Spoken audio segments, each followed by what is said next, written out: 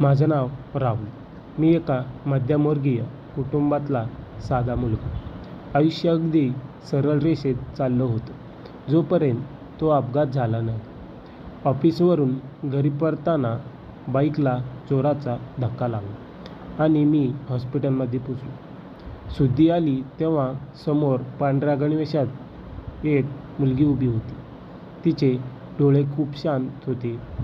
ती होती अंजली, माझी नर्स. अंजलीने जेव्हा पट्टी बांधली तेव्हा तिच्या हाताचा स्पर्श खूप हळूवार होता. काळजी घ्या, जखम लवकर बरं होईल, ती हसून म्हटली. तिचे ते साधं हसू माझ्या काळजाला स्पर्श करून गेले. हॉस्पिटलमध्ये दिवसभर कंटाळा यायचा, पण अंजली जेव्हा राऊंडवर यायची तेव्हा माझा दिवस उजाडल्याचा आम्ही हळूहळू बोलू लागलो.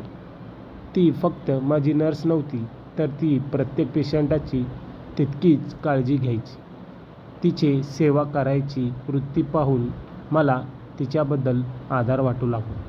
कधी ती माझ्यासाठी घरून आणलेली डब्बा द्यायची, तर कधी वाचायला पुस्तक. त्या 4 भिंतीच्या हॉस्पिटलमध्ये मला घरची ओढ कमी आणि तिचं ओढ जास्त वाटू लागलं होतं. मला डिस्चार्ज मिळाला, पण आमचं नातं संपलं नव्हतं. आम्ही एकमेकांचे नंबर घेतले होते. काही दिवस मी तिला हॉस्पिटलच्या बाहेर भेटायला बोलवलं. योगायोगाने त्या दिवशी खूप पाऊस पडत होता. अंजली हॉस्पिटलमधून बाहेर आली. पावसाच्या सरी तिच्या चेहऱ्यावर पडत होत्या. तू इथे का थांबला आहेस? भिजलास ना? ती ओरडत म्हणाली. मी म्हटलो, तुला पाहिल्याशिवाय पाय निघत नव्हते. आम्ही एका छत्रीखाली उभे होते. तो क्षण खूप रोमॅन्टिक होता. तिथेच मनाला जाणीव झाली की हे फक्त आकर्षण नाही, तर प्रेम आहे. काही दिवसांनी ठरवलं की आता मनातलं सांगून टाकायचं. मी तिला एका सुंदर बागेत भेटायला बोलवलं. सूर्य मावळतीला होता आणि आकाशात केसरी छटा पसरली होती. अंजली, तू जेव्हा हॉस्पिटलमध्ये माझी काळजी घेत होतीस तेव्हाच मी तुझं झालो होतो. तुला आयुष्यभर साथ द्यायची माझी इच्छा आहे. तू हो म्हटलीस तर. अंजलीच्या डोळ्यात पाणी आलं. ती म्हटली, राहुल, मला वाटत होतं की तू फक्त पेशंट आहेस, पण तू माझ्या आयुष्याचा भाग कधी झालास हे मलाही कळालं नाही. प्रेम असलं की अडचणी तर येणारच.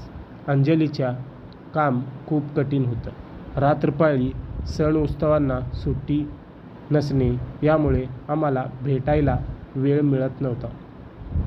मी कधी तिच्या कामाबद्दल तक्रार केला नाही. उलटं ती थकलेली असायची तेव्हा मी तिच्यासाठी कॉफी घेऊन हॉस्पिटलच्या गेटवर जायचो. राहुल, तुझ्यासारखा जोडीदार मिळाला हे माझं भाग्य आहे, ते नेहमी म्हणायची.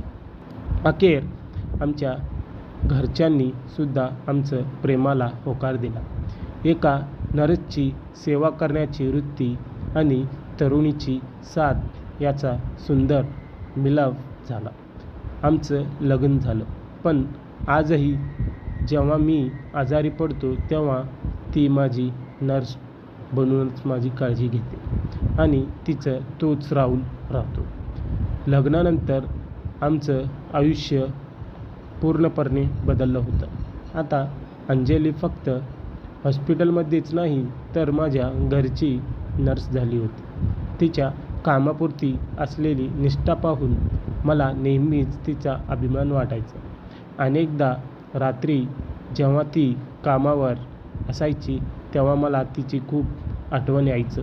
पण मला माहीत होतं की ती कोणाचे तरी प्राण वाचवत आहे.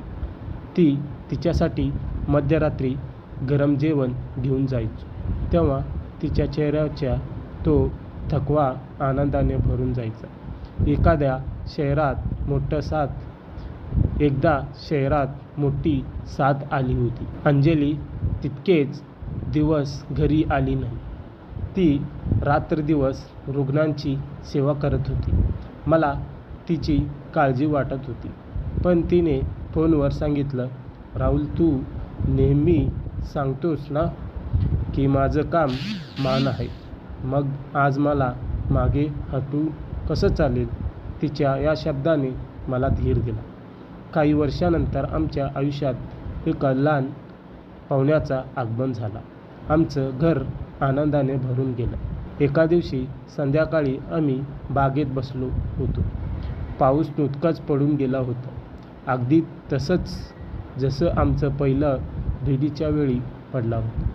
अंजलीने माझ्या खांद्यावर डोकं ठेवलं आणि म्हटली, राहुल, तुला आठवतंय का?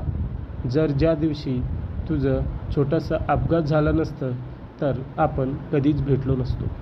मी हसलो आणि तिच्या हातात हात घेऊन म्हटलो, कदाचित देवालाच मान्य होतं की माझ्या आयुष्यातली जखम भरून काढण्यासाठी तुझ्यासारखी एक नर्स आणि आयुष्यभरासाठी सोबती मिळावी.